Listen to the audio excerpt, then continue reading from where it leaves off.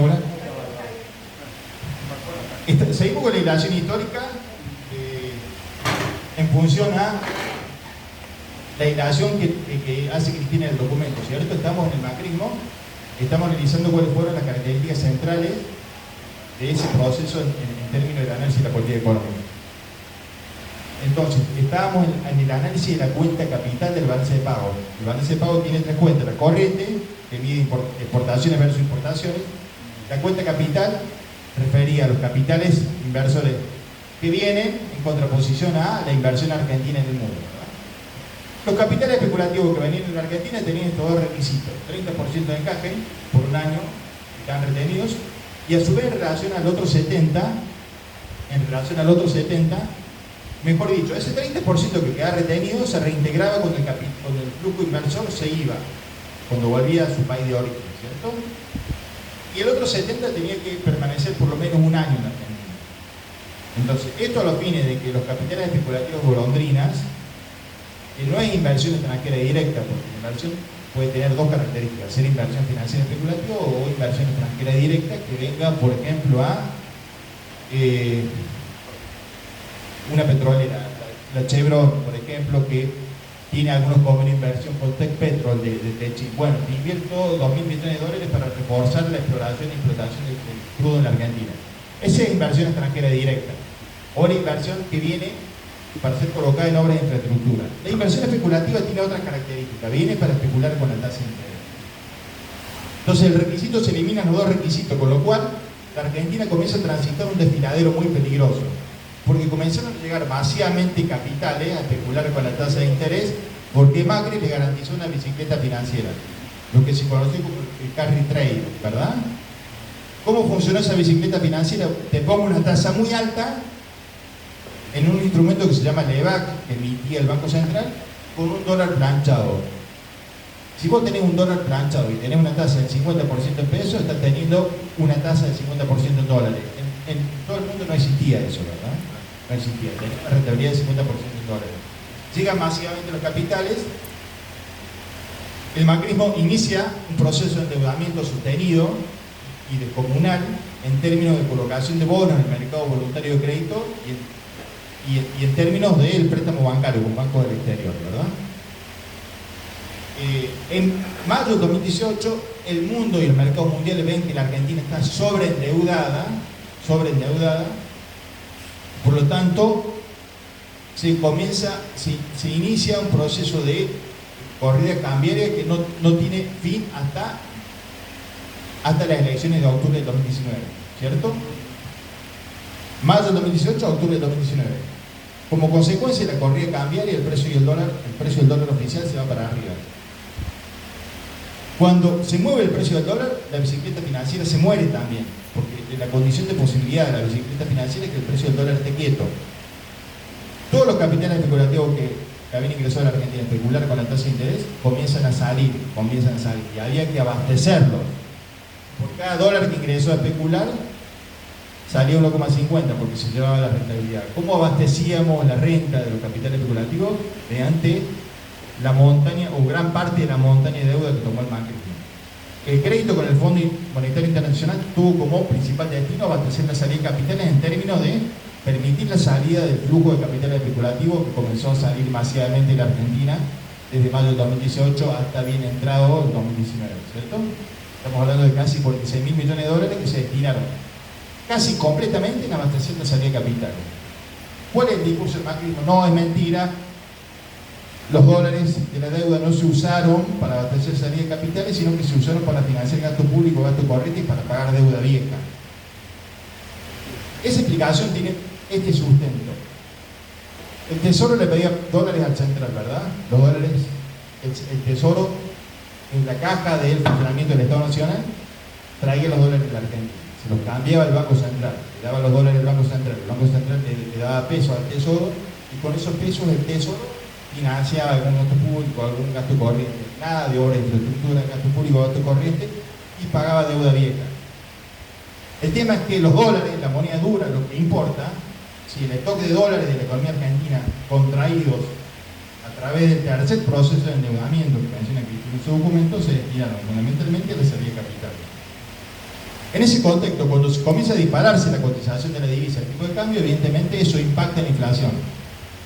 Con lo cual, la evidencia empírica muestra que efectivamente la inflación en la Argentina tiene como causa principal la cotización del tipo de cambio y las expectativas en relación a la cotización del tipo de cambio. ¿Cierto? Ahí está demostrado que la evolución del tipo de cambio o el precio del dólar, que es el principal precio de la economía, es el principal determinante de la tasa de inflación en la Argentina. Con lo cual, el diagnóstico que ofrece el documento es correcto. ¿Por qué nosotros decimos que también le tenemos que prestar atención a la cuestión del déficit fiscal? ¿Sí? Cristina en el documento dice, está bien, el déficit fiscal es importante, de hecho, nosotros somos paradines de los equilibrios presupuestarios porque Néstor tuvo superávit gemelo durante el 2003-2007, por lo tanto, nosotros no somos derrochadores, porque Néstor tuvo superávit fiscal durante sus 4 años de gobierno. Néstor hacía énfasis en la necesidad de mantener el superávit fiscal de modo continuo y permanente para evitar que la economía argentina entre en procesos de crisis y de espiralización de especulación en torno al precio del dólar derivado del superávit fiscal. ¿Por qué decía esto Néstor? Cristina en el documento se compara con otros países del globo que tienen déficit fiscal, ¿verdad? Déficit que en la mayoría de los países del mundo es financiado con endeudamiento en moneda local. La mayoría de los países del mundo acuden a sus propios mercados de deuda para financiar el déficit fiscal. Algo que nosotros no podemos hacer porque tenemos un mercado de deuda local bastante chico. Nuestro sistema financiero es muy chico en relación a los sistemas financieros del mundo. Y necesitamos que el sistema financiero no le preste tanto al Estado, sino que le preste a los privados, que los privados puedan crecer, puedan pedir crédito para capital de trabajo, puedan pedir crédito para algún proyecto de inversión. Ahí tenemos una dificultad en términos comparativos con el resto del mundo. ¿Podemos tener déficit fiscal? Sí, podemos tener déficit fiscal, pero a diferencia del resto del mundo, a nosotros nos cuesta financiar el déficit fiscal, nos cuesta financiarlo. Tenemos dos alternativas para financiar ese déficit fiscal. Lo podemos financiar emitiendo deuda, lo cual nos cuesta porque tenemos un mercado financiero muy chico. El mercado financiero de Argentina es de 10 puntos del producto, cuando la media mundial es de 30 puntos del producto, es decir, tenemos un mercado financiero chico. Entonces nos cuesta financiar el déficit fiscal en el mercado local de deuda. Bueno, tenemos que acudir a la emisión de moneda, ¿sí? Hasta ahora, en términos del recorrido de la página del documento de Cristina, le estamos dando la razón en términos de que el precio del dólar es la principal variable explicativa de la tasa de inflación de Argentina. Pero estamos incorporando en esta charla un elemento adicional que tiene que ver con el déficit fiscal, diciendo que el déficit fiscal, que sin el déficit fiscal, mejor dicho, diciendo que con el déficit fiscal para explicar la inflación como hace el milenismo no alcanza, no hay una relación directa entre el déficit fiscal e inflación. Pero sin el déficit fiscal a la hora del análisis tampoco se puede explicar el proceso inflacionario en la Argentina y ya vamos a ver por qué. Entonces nos cuesta financiarlo. En relación a la inflación como fenómeno, la inflación es un fenómeno esencialmente de puja distributiva, ¿verdad? Es un fenómeno de puja distributiva que la Argentina viene actuando en inercia inflacionaria. La puja distributiva se da en una economía donde la tasa de inflación viene funcionando en inercia y donde siempre estamos llevando inflación del pasado al futuro, al presente. Fíjense qué pasa con los contratos.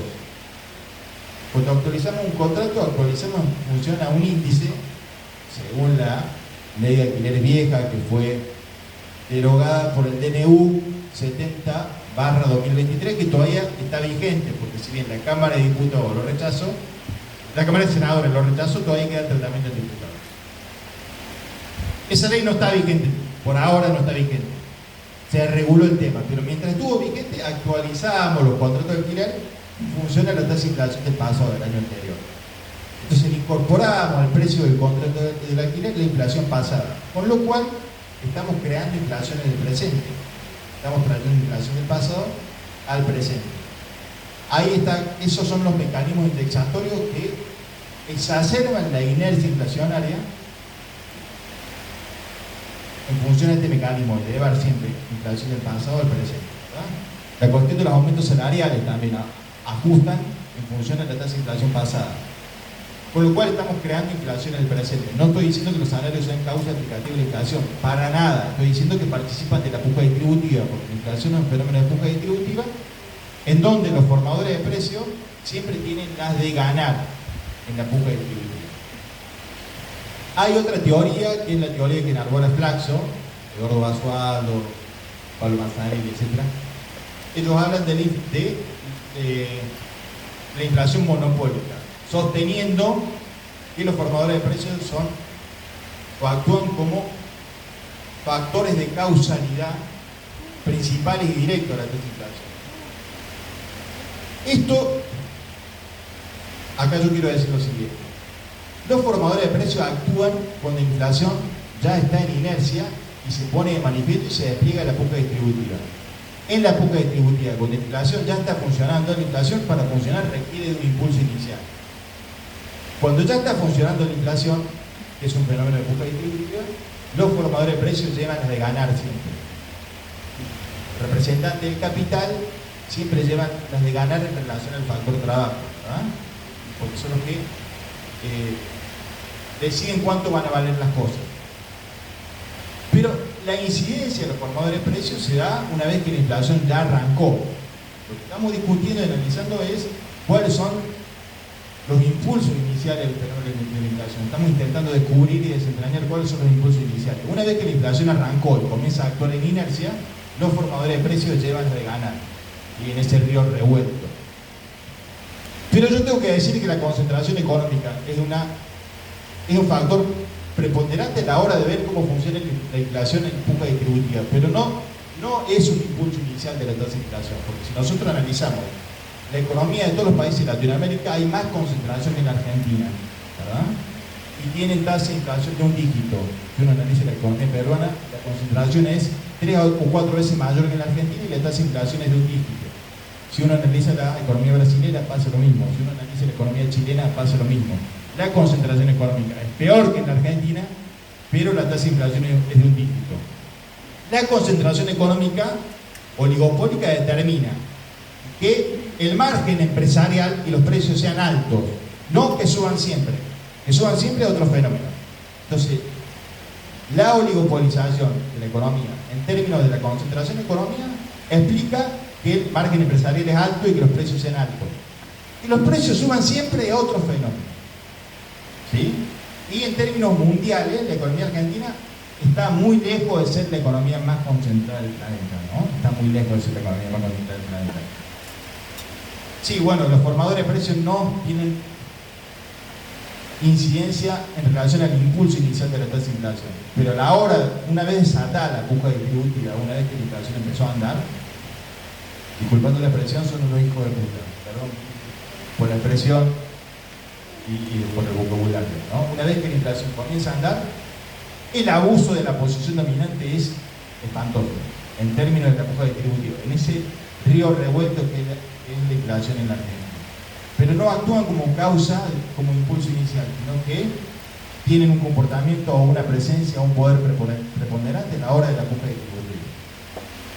Entonces, le seguimos dando la razón a Cristina: el dólar es causa principal, o el valor del dólar, el valor del tipo de cambio, las expectativas en relación al valor del dólar, son causa principal del impulso de los procesos inflacionarios en la Argentina. Porque ese impulso tiene que ver con los costos, ¿verdad? Y el dólar es el principal determinante de los costos de la economía argentina. Porque es el valor en el cual se referencian los alimentos, el valor en el cual se referencian los importadores, ¿sí? El dólar es el principal costo de la economía argentina, o es el principal indicador que tiene que ver con los costos. La economía tiene 4 precios principales: el dólar, las tarifas, la tasa de interés y los salarios. Son los 4 precios principales. El impulso o el aumento del dólar siempre obra como impulso inicial de los procesos inflacionarios de la Argentina, y esto está ampliamente demostrado por la evidencia empírica, ¿cierto? La cotización tipo de cambio. Entonces tiene razón Cristina cuando dice que la economía argentina entra en proceso inflacionario cuando se produce el fenómeno de la escasez de dólares, y la escasez de dólares se produce porque la economía argentina funciona en restricción externa, nos quedamos sin dólares para seguir financiando el crecimiento, y eso pasa porque tenemos una economía subdesarrollada. ¿Se entendió el proceso, verdad? En ese análisis se soslaya, o el documento soslaya un poquito el tema del déficit fiscal, sin pretender convertirlo en una variable explicativa central, como hace el liberalismo conservador con pretensiones del liberalismo libertario de Milley, sin pretender convertirlo en una variable explicativa fundamental y central. Hay que decir que el déficit fiscal tiene su importancia, ¿verdad? ¿Por qué? Porque no lo podemos financiar en la Argentina. Lo tenemos que financiar como emisión de moneda. A diferencia del liberalismo, nosotros creemos que la emisión de moneda no es causa automática de los procesos inflacionarios, no es causa automática de impulso inflacionario alguno, ¿sí? ¿Por qué digo esto? Porque cuando nosotros analizamos el mercado del dinero, porque el dinero también tiene un mercado, porque es un bien, ¿no? La emisión de moneda tiene que ver con un fenómeno de expansión de la oferta de moneda. El Estado se queda sin pesos para financiar el gasto público, le dice al Banco Central, che, emitime billetes, así financia el gasto público. Perfecto, bueno, estamos aumentando la oferta de dinero de la economía, estamos aumentando la base monetaria, estamos creando un sobrante de pesos exógeno, que la economía no te pidió, sino que te pido yo, Estado, para financiar el gasto público. La economía no está pidiendo más pesos, estoy pidiendo yo, Estado, más pesos para financiar más gasto público. Por eso se llama emisión exógena. Existe la emisión endógena, que te vamos a explicar qué es. Emisión exógena. La economía no está pidiendo más pesos, sino que el Estado está pidiendo pesos, ¿cierto? Para financiar más gasto público. Peso que no es demandado por el sistema económico. Entonces ahí estamos metiendo oferta de dinero y la demanda de dinero está estable, porque el sistema no me está pidiendo más pesos para funcionar, yo te estoy pidiendo más pesos como Estado. Entonces ahí tenemos un desequilibrio, ¿no? Hay más oferta de dinero que la demanda de dinero de ese momento. Ahí tenemos un desequilibrio que indirectamente va a impactar en la tasa de inflación a través del mecanismo que describe Cristina en el documento. Ese sobrante de pesos, más aún cuando la economía funciona con tasa de interés negativa para las colocaciones de pesos, cuando si estamos atravesando por una tasa de inflación de 80 puntos y tenemos la tasa de plazo fijo en 40, evidentemente esa es una tasa negativa, ¿cierto? Generamos desincentivo en los agentes económicos a que demanden pesos para ahorro. ¿Qué van a hacer? ¿Qué van a hacer los ahorristas? ¿Qué van a hacer las familias? ¿Qué van a hacer las pymes con el sobre, con algún excedente que tengan? Van a demandar dólares, ¿verdad? Entonces, encima que generamos una emisión exógena que aumenta la oferta de dinero en un contexto donde la demanda de pesos, donde el sistema económico no te está demandando pesos, porque con los pesos que tiene te alcanza para seguir creciendo la tasa de crecimiento del PIB, la que está creciendo, encima de eso le pegamos otro martillazo a la demanda de pesos funcionando con tasa de interés negativa. Entonces ahí generamos una exacerbación de la demanda de dólares que contribuye a la escasez de dólares, ¿verdad? Ese sobrante monetario de la emisión, tarde o temprano, va a demanda de dólares. Un ejemplo. Bueno, emitimos, necesito pagar un IFE a 7 millones de argentinos, ¿verdad? Tengo déficit fiscal, no tengo ingresos tributarios para financiar ese pago, no puedo tomar deuda para financiar ese pago, emito moneda. Pago el IFE. Los beneficiarios del IFE, bueno, van al almacén del barrio, lo compran, ¿verdad? El almacén de barrio le paga esos pesos al proveedor, el proveedor le paga al fabricante, y el fabricante tarde o temprano coloca ese excedente de peso en el mercado del dólar, con lo cual la demanda del dólar te va a crecer. Y en un contexto donde funciona con tasa de interés negativa en pesos, le está metiendo un doble martillazo a la demanda de pesos. ¿Por qué? Porque metiste oferta de dinero que la economía no te pedía, ¿sí? Con lo cual genera una excelente oferta de dinero, y a su vez porque le estás pegando un martillazo a la demanda de pesos porque tenés la tasa de interés o el plazo fijo negativa. Entonces, ¿qué pasa cuando la economía está creciendo y necesita moneda para funcionar, para lubricar las transacciones? ¿Sí?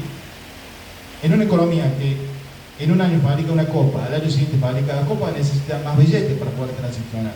Si esta economía fabrica y funciona con una copa y un billete de 1000, y el año siguiente tengo una copa más porque la economía crece y voy a necesitar otro billete de 1000, ¿verdad? Ahí el sistema, la economía te está demandando pesos. Entonces cuando vos emitís para abastecer demanda de dinero, el proceso, el impacto en la tasa de inflación es neutro. Con lo cual estoy diciendo que es mentira esto de los libertarios, este sofisma libertario que sostiene, o sofisma liberal, que la emisión sí o sí y de manera automática genera un impacto en la tasa de inflación. Esto no es así, no es así, lo demuestra la teoría económica, lo demuestra la evidencia empírica, ¿cierto? Cuando nosotros emitimos aumentando la oferta de pesos en un contexto donde la demanda de pesos, donde la economía te está pidiendo más pesos para funcionar, en esos casos la emisión no es inflacionaria. Sí ha sido inflacionario en la Argentina, pero no en términos automáticos y directos, sino en términos indirectos, donde funciona el mecanismo que acabo de explicar, ¿cierto? Bien, entonces, con la cuestión del déficit fiscal no alcanza para explicar el fenómeno o el proceso inflacionario en la Argentina, pero sin incorporar el análisis de la cuestión fiscal, no se puede terminar de analizar y de comprender el fenómeno de la inflación en la Argentina. Seguimos avanzando con el documento de Cristina, pasó la etapa del macrismo y llegamos a Milei, ¿cierto? Bueno, el mileísmo funciona bajo este sofisma de que la inflación siempre y en todo lugar es un fenómeno monetario, suponiendo que la emisión de moneda genera un impacto directo en la tasa de inflación. Eso no es así. En términos políticos, todos sabemos que Milei es un outsider de la política.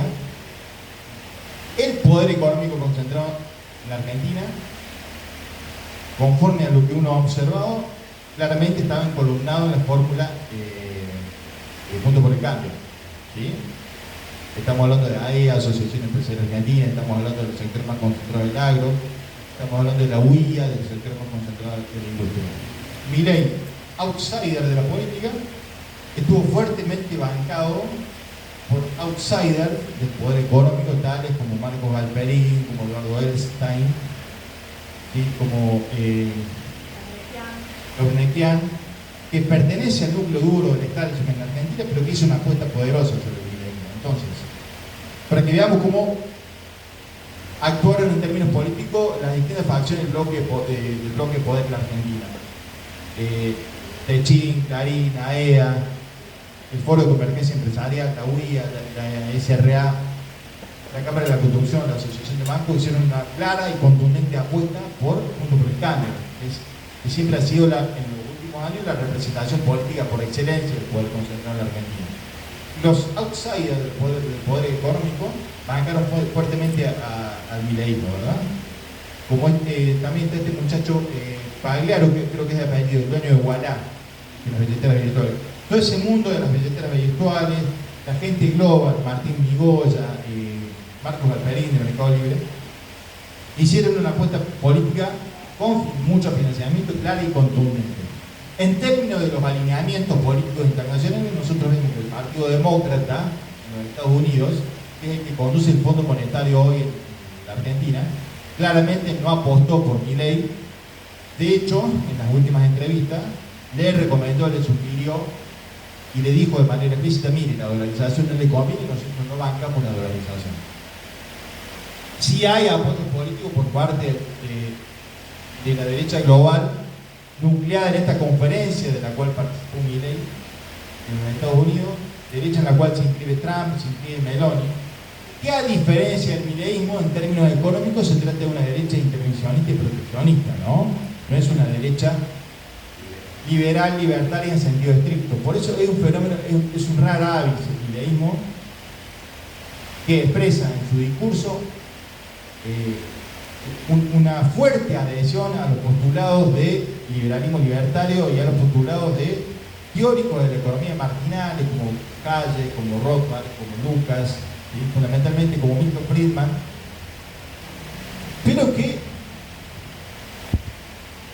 a la hora de una propuesta de política económica seria y consistente no tiene nada que ver con las derechas globales, cuyos principales referentes hoy son Meloni en Italia, Trump en Estados Unidos, que son fuertemente proteccionistas e intervencionistas, ¿sí? Entonces es un fenómeno raro. Nosotros vemos que el poder económico tradicional en la Argentina termina aceptando al mileísmo y comienzan a confluir no pertenecen al riñón de la propuesta política y económica de Milei. Y esto se manifiesta en algunos ataques que Milei ha protagonizado en relación al grupo Clarín, ¿no? En las redes sociales. Ha sido bastante duro con el grupo Clarín, los ha tratado a los periodistas del grupo Clarín de periodistas ensobrados. No obstante eso, el poder económico está concluyendo, ¿sí? Está sosteniendo la propuesta de política económica del gobierno de Milei.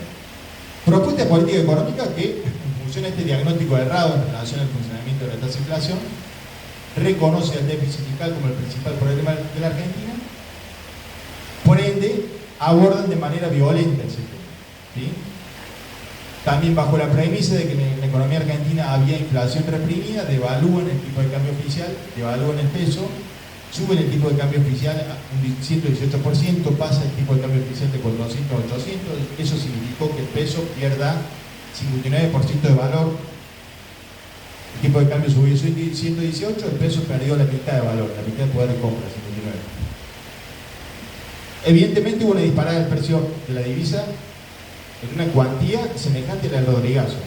En función al proceso que nosotros describimos, que está plasmado en el documento de Cristina, esto produjo un pase de precio casi inmediato en los precios, con lo cual la tasa de inflación se disparó. Recordemos que aquí siempre la tasa de inflación es del 25,8. Con lo cual queda demostrado una vez más que el impulso inicial de los procesos inflacionarios en la Argentina o de los procesos superinflacionarios tiene que ver con la cotización del dólar, con las expectativas en relación a la cotización del dólar.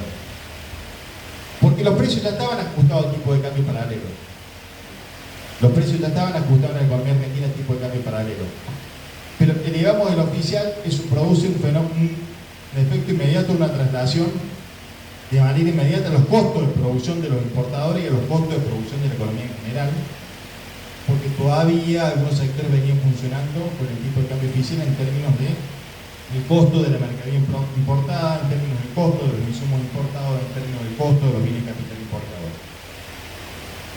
Se produce un impacto inmediato, un pase de precio inmediato en la tasa de inflación, con impacto en la tasa de pobreza, con impacto en el funcionamiento del nivel de actividad económica, ¿no? La tasa de inflación de diciembre fue del 25,8. Se exacerba la inercia inflacionaria porque los formadores de precios ajustan los precios en función a las expectativas en relación al precio del dólar y en relación a las expectativas en relación a las expectativas referidas a cuánto puede valer el dólar en el futuro, ¿no? El formador de precios dice: yo ajusto mis precios actuales en función al costo de reposición futuro. Ese costo de reposición futuro está fuertemente determinado por el precio del dólar. Entonces yo estimo que el dólar va a estar en 5.000 pesos al fin de año. Entonces voy a ajustar precios en función a ese costo de reposición. Voy a ajustar precios de la mercadería actual en función a cuánto me va a costar reponer esa mercadería en el futuro. Entonces se exacerban el proceso de inercia inflacionaria, de inercia indexatoria. Estamos llevando inflación del presente al futuro, del pasado al presente, del pasado al futuro, y estamos llevando inflación del pasado al presente en función de las expectativas, ¿verdad? Y estamos llevando inflación al futuro también en función de las expectativas. La tasa de inflación de enero da 20 puntos, con lo cual se pone en funcionamiento lo que Milei denomina la licuadora, ¿verdad? ¿Por qué? Existe el deliberado objetivo de licuar el stock de peso de la economía argentina como ancla inflacionaria y como factor de freno de la inercia inflacionaria, porque el mileísmo o el tándem que conduce la economía argentina hoy, conformado por Milei y Caputo, creen en la inercia inflacionaria, la identifican, pero han decidido que el ancla sea la gente de a pie, sean las pymes, sea el capital de trabajo de las pymes, porque este es el objetivo de la licuadora.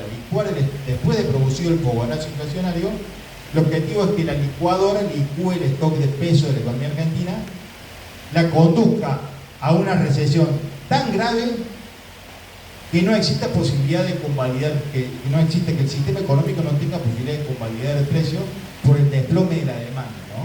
Esa es la política antiinflacionaria vigente en funcionamiento hoy. Implantar una recesión de tal magnitud que obre como ancla antiinflacionaria y que los precios terminen bajando en función a la desaparición y a la extinción de la demanda de bienes y servicios. Ahora ahí no recauda absolutamente nada. Ahí vamos a abordar esto. Ahí vamos a decir qué pasó con el IVA. Entonces, inflación de 25 puntos en diciembre, inflación de 20 puntos en enero, ¿verdad? La actualización de los salarios durante esos meses brilló por su ausencia. Recién las discusiones paritarias comenzaron a funcionar en febrero. La actualización de las jubilaciones en esos 2 meses brilló por su ausencia. ¿Ah? Recordemos que Milei recondujo presupuesto 2023 a 2024 sin actualización y durante enero pisaron gastos porque funcionan en función del esquema base caja. Yo les muestro al fondo, miren, tuve superávit y bueno, si no pagaste nada, si te paraste encima de la caja, no pagaste nada del gasto de vengado, evidentemente van a tener superávit. Entonces el objetivo de la licuadora es licuar el stock de peso de la economía argentina. Cuando hablamos del stock de peso hablamos de la base monetaria, ¿cierto? La base monetaria está formada por el circulante, el dinero que tenemos en el bolsillo, el dinero que tenemos en la caja de ahorro, el dinero que tenemos en la cuenta corriente por el circulante y por los depósitos en garantía que tienen los bancos privados en el central. Esa es la base monetaria. La base monetaria, el 8 de diciembre, Milei asume el 10, el viernes 8 era de 9,2 billones de pesos, 9,2 billones, la base monetaria. El 13 de marzo, que es el último dato que tengo, la base monetaria fue de 10,4 billones. En un contexto de inflación fue del 70 acumulada. La base monetaria creció nominal 14%. O sea, se desplomó.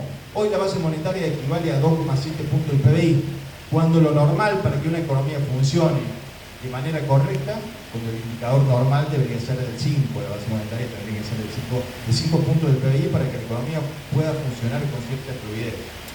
Tiene razón Milei cuando dice no hay plata, pero la plata que no existe es la plata de todos ustedes, la plata de nosotros, la plata de la gente de a pie, el capital de trabajo de las pymes, licuó la plata de la gente.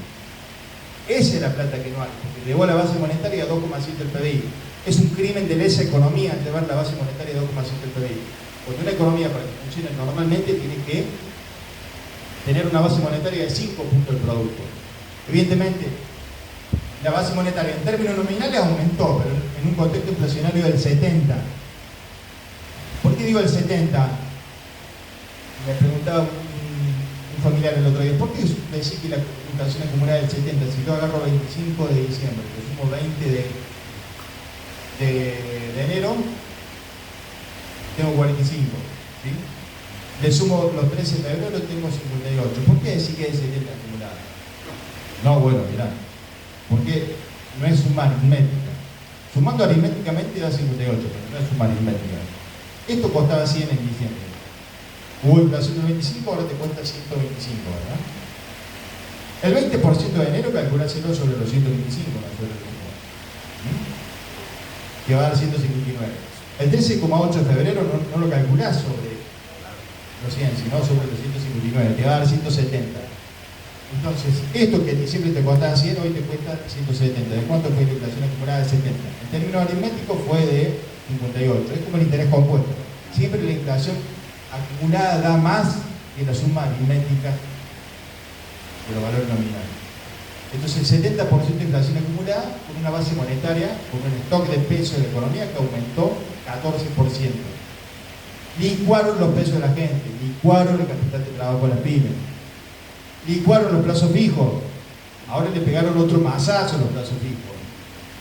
¿Sí? 80% tasa de política económica, los plazos fijos están pagando 70 en un contexto de una inflación prevista para todo el año de 250. ¿Sí? Están licuando el ahorro de la población, están reventando el capital de trabajo de las pymes. Es más, yo le diría a un libertario, che, tu gobierno es profundamente anticapitalista porque está licuando el capital de trabajo de las pymes, ¿no? Se pega un tiro. No, en entreguista. Fíjate la contradicción. Además está, vos decís que tu principio de funcionamiento tiene que ver con el respeto por la propiedad privada. Bueno, licuaste la propiedad privada de los asalariados, licuaste la propiedad privada de la gente. Estás dinamitando las posibilidades futuras de crecimiento de la economía argentina porque reventaste reventaste los ahorros de la gente, reventaste los ahorros de las pymes, y el ahorro es la base de la inversión, ¿cierto? El principio impulsor y determinante principal de los procesos de inversión en la Argentina, el ahorro. Entonces le podemos decir a un libertario: mira, tu gobierno es profundamente anticapitalista y está vulnerando el derecho de propiedad de la mayoría de los argentinos, ¿sí? En un programa, y el presidente se jacta de la licuadora, está funcionando plenamente la licuadora, se jacta, que viene funcionando a la par de la motosierra, es ajuste de gasto público directo, recorte de las transferencias a la provincia, recorte de los subsidios, eso es ajuste de gasto público directo, ¿cierto? Eliminación de la transferencia por fonía, eliminación de la transferencia del fondo del transporte del interior. La licuadora funciona en términos de la licuación del stock de pesos en función a la tasa de inflación. Reconducir presupuesto del 2023 al 2024 para las universidades sin ajuste presupuestario para compensar la pérdida por inflación es licuación, eso es licuación. Además funciona la aspiradora, ¿sí? Porque a su vez el Banco Central y el Tesoro decidieron aspirar un importante stock de pesos de la base monetaria vía emisión de bonos, vía masiva emisión de bonos, en un proceso exacerbado de endeudamiento del peso del Tesoro. Entonces, muchas empresas o muchos agentes económicos que tenían algún sobrante de pesos destinaron ese sobrante de pesos a suscribir estos bonos. Hoy, entonces, a cambio de esos bonos, reciben un derecho de cobro futuro a una tasa de interés bastante jugosa. De ese modo funcionaba la aspiradora, ¿sí? La tasa de inflación de febrero dio 13,8. El presidente festejando, ¿sí? Cuando la tasa de inflación es de 2 dígitos, cuando la economía viene funcionando a tasa de inflación de 2 dígitos, es muy difícil que baje a un dígito sin un plan de estabilización serio y consistente. Claramente acá el único plan de estabilización que observamos es este que mencionamos hace un ratito, ¿no? Licuar el stock de peso de la economía argentina, implantar una recesión de tal magnitud, de modo tal que la desaparición y extinción de la demanda de bienes y servicios no convalide los procesos de escalada de los precios, de modo tal que los precios puedan frenarse, ¿no? El ancla antiinflacionaria es la recesión, es la gente de a pie, es el capital de trabajo de la pyme, etc. Pero él habló de estanflación. Sí, en realidad es una recesión provocada por el gobierno en términos de todo esto que acabamos de mencionar. Fíjate que se han jactado de no ser intervencionistas en las decisiones económicas de los privados. No obstante, estamos viendo cómo de manera desvergonzada el ministro de Economía está presionando a los sectores de capital para que no convaliden aumentos salariales que se alejen de la pauta preestablecida por él. ¿Cuál es la pauta establecida por Caputo? 16% de aumento en relación a marzo, 12% de aumento, 16% en relación a febrero, 12% en relación a marzo. O sea que están interviniendo en la paritaria de un modo absolutamente perjudicial en relación a los sectores del trabajo, vulnerando y violando uno de los principios de funcionamiento de la política económica del mineísmo, uno de los principios teóricos, ¿no?, declamados de manera insistente en términos de la no intervención a la hora de el proceso de toma de decisiones por parte de los privados, ¿cierto? Milei dijo en diciembre: yo en el proceso de determinación de los salarios, en el proceso de actualización de los salarios voy a paritar y no voy a intervenir, porque es una decisión libre de las partes. Sin embargo, vemos la desembosada intervención de Caputo a los fines de no convalidar aumentos que estén por encima de lo por él preestablecido. A su vez, hemos visto como el ministro de Economía se ha enojado con algunos formadores de precios en relación a las ofertas, porque supuestamente le están perjudicando el índice inflacionario. Caputo sostiene que la inflación debería ser más baja, lo que pasa es que no actualizan el lista de precios, cuyos precios siguen siendo altos, pero descargan la baja, entre comillas, la tasa de inflación vía promoción. Entonces les pido por favor que eliminen las promociones, el 2 por 1 y más. Estamos viendo claramente que Caputo devino, o mejor dicho, puso en práctica una conducta morenista, ¿no? Absolutamente intervencionista, pero es un morenismo al revés, un morenismo que perjudica a los consumidores y a los usuarios, que los perjudica, a diferencia de la política económica ejecutada por Moreno en la Secretaría de Comercio, que pueden ser cuestionadas en términos de la productividad o pueden ser cuestionadas en términos de la rigurosidad técnica, pero claramente tenían una intencionalidad de no perjudicar a los consumidores. Bueno, Cristina hace una descripción de los primeros meses de la política económica de Milei en estos términos, en este documento.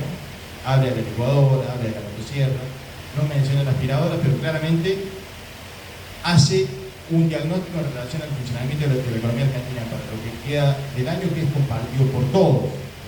La recesión de la economía argentina va a ser grave a lo largo de todo el 2024. Nosotros tenemos proyectada una tasa de caída en el nivel de actividad económica de casi 5 o 6 puntos, dependiendo cuál sea el desempeño del campo. El desempeño exportador del campo, en función a que los calores de enero y febrero no hayan afectado en demasía al stock del volumen final cosechado, tanto que nosotros vamos a conocer recién en mayo, vamos a poder ver si el campo o el repunte del campo va a poder compensar en algo la caída estrepitosa del resto de los ítems de funcionamiento de la actividad económica.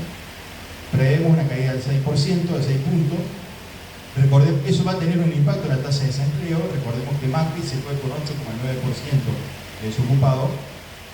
Alberto, el pobre Alberto, el denotado Alberto, dejó 6,2% de desocupación. Macri se fue con 8,9%, Alberto dejó 6,2% de desocupación. Y durante los 4 años de Alberto, la economía tuvo un desempeño muy mediocre, pero punta a punta no cayó, creció 0,7 puntos, punta a punta. Durante el macrismo de 2015 a 2019, la economía cayó en términos netos casi 1,2 puntos. Entonces, las perspectivas de cara a lo que se viene no son para nada alentadoras.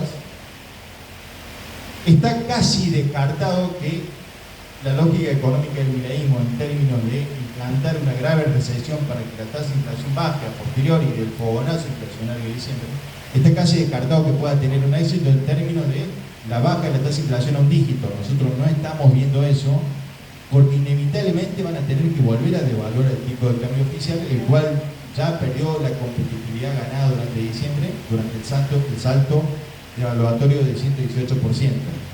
¿Por qué? Porque estamos viendo que el campo va a retrasar la liquidación de divisas producto del comienzo de la venta de la cosecha a partir de abril con este tipo de cambio oficial. Si bien hoy funciona lo que se conoce como el dólar blend, es decir, el exportador puede liquidar el 80% en el oficial y el 20% en el contado con líquido, el mercado de contado con líquido. Esa inyección de oferta de dólares en los mercados paralelos también es una de las causales explicativas de por qué los dólares paralelos se desplomaron de fines de enero hasta hoy, ¿verdad? Porque si vemos el comportamiento del blue a mediados de enero llegó a valer 1.265 pesos y hoy está en 1.000. Se desplomó porque hubo un exceso de oferta de dólares que reconoce un par de causas explicativas que son las siguientes. Por un lado, la posibilidad de que los exportadores liquiden en el mercado paralelo del contado con liqui, con lo cual hubo una inyección de oferta en el mercado del contado con liqui. Por el otro lado, la licuadora secó de peso en la economía, por lo tanto, las familias y las empresas pymes tuvieron que desprenderse de dólares para hacer frente a necesidades de corriente, a necesidades de financiamiento, a necesidades de funcionamiento y para reforzar el capital de trabajo. Entonces hubo una sobreoferta de dólares en los mercados paralelos porque las familias y las empresas se vieron obligadas a desahorrar en dólares a los fines de hacer frente a las necesidades corrientes. ¿Quién absorbe esos dólares? ¿Cómo? ¿Quién absorbe esos dólares? El sistema financiero, agentes especulativos que compran, comprando. Y las cuevas que están enlazadas y ligadas con el sistema financiero formal y con el mercado de la exportación del negro, básicamente. y con el mercado de la importación en negro también. El narcotráfico puede tener alguna participación, seguramente. Entonces,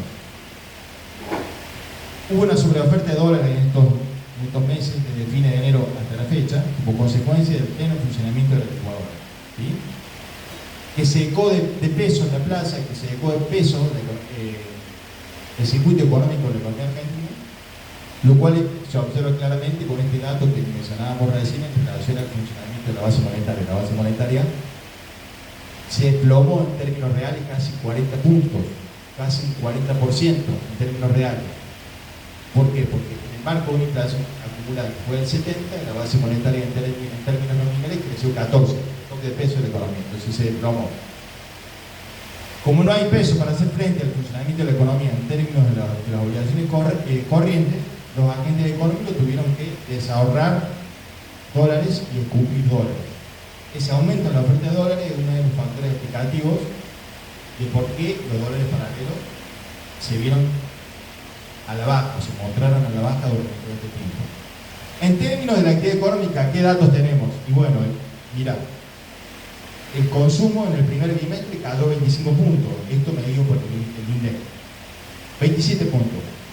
Las ventas minoristas medidas por CAME cayeron 25, perdón. El consumo 27, las ventas minoristas 25. Los despachos de cemento medidos por la Cámara Argentina de la Construcción cayeron 20 puntos en el bimestre. La industria se desplomó 12,9 puntos medidos por la Unión Industrial Argentina, ¿cierto?